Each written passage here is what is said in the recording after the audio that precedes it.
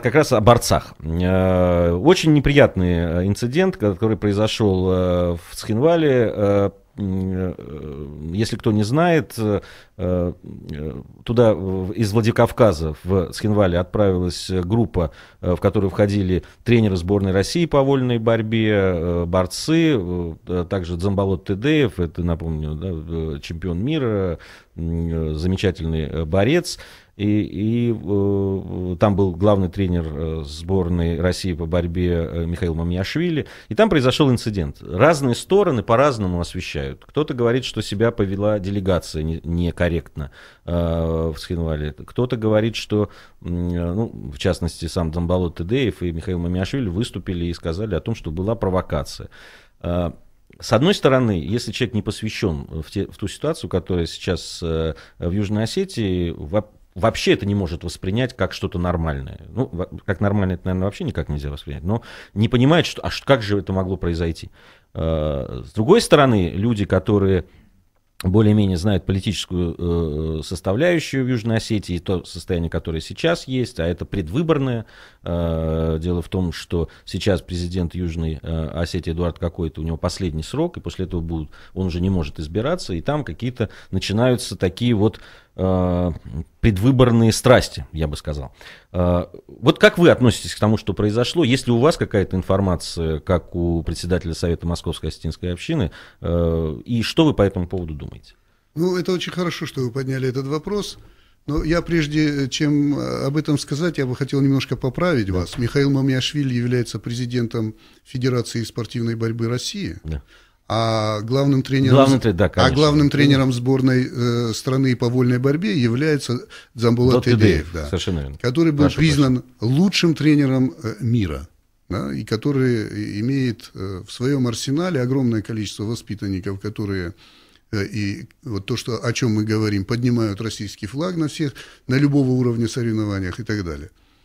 Я хочу вот о чем сказать. Не вдаваясь в подробности сути этого конфликта, содержания этого конфликта. Я вот просто, пользуясь случаем, хочу принести извинения всем гостям Южной Осетии за то, что такой инцидент мог там произойти. Это мне лично очень стыдно было, когда я все это читал. Потому что таких достойных людей вот так обидеть, я даже не представляю, вот какую совесть надо иметь. Я думаю, что, разобравшись в сути дела, и руководство республики, надеюсь, и парламент, они официальные извинения должны принести всем. Когда к вам в республику приезжает такая делегация, где олимпийские чемпионы, двукратные олимпийские чемпионы, депутаты парламента, там был, значит, вице-спикер парламента. Когда приезжает такая делегация, и самое главное, там были дети из Дагестана, борцы. Их нужно было встречать на правительственном уровне. Им надо было уделить все знаки внимания. Нужно было их представить народу, нужно было показать по местному телевидению. Нужно радоваться, когда приезжают такие люди. Они не просто приехали, они приехали в школу вольной борьбы, которая носит имя Дзамболота Тедеева, которая построена и функционирует за его деньги. Да? Нужно было вот все это осветить. Надо было закрыть глаза на какие-то там личные обиды, личные отношения и так далее. Это второстепенно все. И тогда они бы выглядели достойно, правильно, и люди бы поняли это.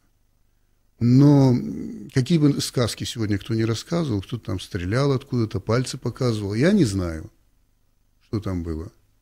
Но мне лично стыдно за все то, что произошло. Я разные толкования этой истории слышал, да. Я прочитал все, что об этом написано. Я разговаривал с людьми, которые там были, и с той, и с другой стороны, да. Я думаю, что их это просто провокация и все. Вы знаете, я тоже, честно говоря, лично зная этих людей, с трудом верю в то, о чем говорили и писали вот на сайтах южноосетинских, но я вот чего не понимаю. Но ведь понятно, что любой такой инцидент играет против Южной Осетии. Он играет против руководителей Южной Осетии. Неужели это там этого не понимают? Что любое вот такая для обывателя в России, в Москве в частности, то, что произошло, они знают, ну, кто-то знает, кто-то не знает, но там имя Михаила Мамиашвили, ну, действительно на слуху. Он до этого уже был тоже и тренером, потом стал председателем федерации, и Дзамбалота Тедеева многие знают как олимпийского чемпиона и так далее. Все равно осадок остается, что люди приехали с какой-то благородной миссией к детям, там, на юбилей к отцу и так далее. И то, что произошло, это говорит о том, что что-то не в порядке. Ну, что-то там не так, раз таких людей, и раз такое может произойти. Я вот этого не понимаю. Неужели даже те люди, которые, ну, делают какой-то, там, как это сейчас модно, там, public relation, да, PR, там, и так далее, развитие республики и так далее, они не понимали этого? Если бы они понимали, они бы так не поступили. И примерно такая же делегация приезжала в Южную Осетию сразу после войны, после Олимпийских игр, когда вернулись, примерно в том же составе. Да, там же был и Мамиашвили, и Тедеев был, и они привезли подарки, они привезли спортивную форму, детям вручали и так далее. Слава богу, тогда все обошлось без эксцессов. Но и я был тогда с ними. И тогда я заметил, что руководство республики не уделило должного внимания этим людям. Я считаю, что надо было по-другому отнестись к ним. Нужно было их встречать, нужно было их благодарить, и нужно было, наоборот, обеспечить им все меры безопасности и все знаки внимания. Но этого не произошло. Я думаю, что вот какие-то мелкие личные обиды, мелкие вот с точки зрения вообще вот, недостойные поведения, я вот так думаю. Я надеюсь, что все-таки они поймут и извинения соответствующие принесут. Я напомню, что в студии Вестника Кавказа председатель Совета Московской осетинской общины Валерий Кабулов. Мы говорим о проблемах кавказцев в Москве, и в том числе, что о инциденте, который произошел в Южной Осетии. Вы бываете в Южной Осетии. Какая сейчас там обстановка и какая сейчас ситуация? Да, в Южной Осетии я бываю. И на самом деле обстановка мне не очень нравится в последнее время. Конечно, хотелось бы, чтобы Южная Осетия развивалась совершенно по-другому. Там нужен мощный экономический толчок. Там нужно не просто жить за счет российского бюджета, а нужно строить собственную экономику. Там нужно строить отношения среди людей по-другому. Там много чего нужно делать, но я надеюсь, что вот эти внутренние наши осетинские дела мы будем решать сами, осетины. Я надеюсь, что на суд российской общественности мы вот эту всю грязь выносить не будем. Считаю, что это неправильно. Скажите, Валерий, а вот возможно ли развитие такой, ну, так, совсем самостоятельно, такой маленькой все-таки республики с небольшим населением, практически отрезан от российской территории, да, только один пока... Конечно, возможно. Я даже не сомневаюсь, что возможно. А за счет чего?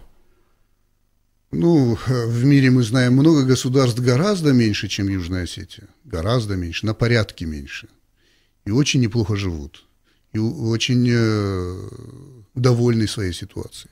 Это же, ну, существуют в мире, значит, супердержавы, да, а существуют небольшие государства, которые живут за счет экономики, за счет хорошего и умного управления, не обязательно за счет природных ресурсов.